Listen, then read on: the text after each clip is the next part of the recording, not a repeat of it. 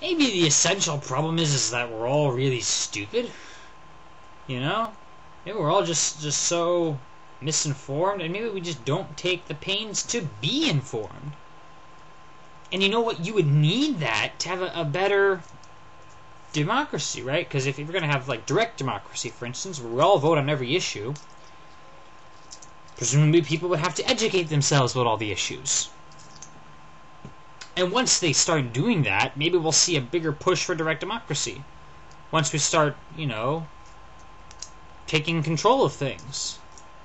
Once we stand up and pay attention and start determining what happens in our governments, then we start deserving a better share in determining that government, right? But you can't just force it on, you know? Just like, okay, now we have direct democracy. You know what would happen? In direct democracy, right now anyway, I don't know, people probably vote for stupid things. Which may not necessarily be any worse than what we currently have. You know, it could be quite better. But still, you have to realize that that we keep falling for all these lies and all these platitudes and all these, you know, how many politicians like just rile up all this support while saying nothing, you know, be like, I am a politician, woo! I am standing on a stage, woo! I'm not saying anything substantial, yay, I'll vote for you! You know? I see that all the time, including from politicians that I like, you know? Even people who are generally good often have to resort to these platitudes, just like, I love America! And everyone's like, woo! And you gotta know that like half of those people don't even bother listening when the guy says anything more complex than I love America. They don't, you know, I mean, that same guy did that 1 out of 5 statistic I was just quoting, did various other things, and most people have like no clue what stem cell research is, right? Even though they have opinions on it. You know, a lot of people don't even know what a cell is, or what really a molecule is, other than the fact that it's really small. You know, a lot of people don't really know that DNA is. People, you know, and I think this goes for every issue. There's a lot of people that just don't know the facts. You know, you just uninformed. A lot of people just like still believe that we found weapons of mass destruction in Iraq. And that completely colors your thinking, because hey, if we had found weapons of mass destruction, if Saddam Hussein had posed an imminent threat, then all of this would be worth it, right? But we didn't, and it wasn't.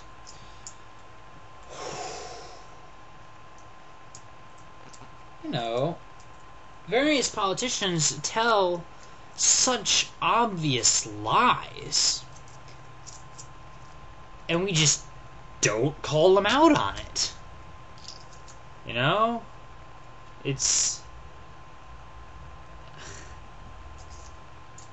I mean, how about this one? You know, we in the United States do not torture. It is against our values. It's a slight paraphrasing of that quote. But yeah, you know, we've heard that one, and then it turns out, oh, wait, we do torture. Oh, well, it's not torture, it's enhanced interrogation. Like, oh, enhanced interrogation. And, you know, and all these things, and, like, it gets out in the media. People hear about it. If you're at all paying attention, you're going to hear about it, and yet some people still think that that we're always the good guys. That what we're doing is always right. That, or rather, what my political party is doing is always right. And the other political party is evil. Where do we get that? I don't know. It's so dumb of us. But that's what I'm saying, you know, is, I can certainly see why, you know, the current representative democracy's got problems. We're going to look to other things. But first, you need an educated populace. I don't necessarily mean formal education. You know, we can have a whole other debate about what's the best way to school people, but They just need to be smart in some way. They need to be logical. You know, not even memorizing long list of facts. Just have a basic idea of logic to just be like, wait a minute, no, that argument doesn't make any sense. Therefore, you are a liar, Mr. Politician, and I'm not going to vote for you. You know? I mean, how many people still support McCain? Do you hear about this? John McCain, he goes to Iraq to see what it's like, comes back, and tells us Iraq is doing just fine. And then the pictures come back, and he's wearing a bulletproof vest, and he has literally 100 soldiers as his extended bodyguard. They got, like, people around him, and they got snipers, and there's a couple helicopters, and there's, like... And you call this fine? You call this, you know... The guy with him said it was like an Indiana open-air market. Like, yes, Indiana is apparently that dangerous that you require 100 armed bodyguards. Any case, right, so the guy obviously lied, right? McCain now I'm talking about. Telling us things are going very well, it's very peaceful, and obviously it's not, if you need that kind of security. And that whole story is broken. And you know what? McCain still has supporters.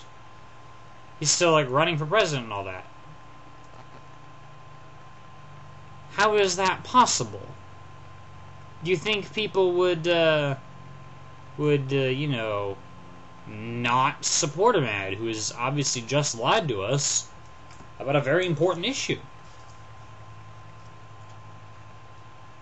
I don't know. But I'm going on for far too long now. Well, no, nothing's far too long when it comes to me, because I just keep going. But somehow the people at large have to step up and take a more active role in government. And when they do, then we can invent new forms of government that presume they will take a more active role. But until somebody does something, right? We're all just gonna keep being stupid. You know, and selfish, and all these various things. It's quite a problem. Thanks for watching. See you later.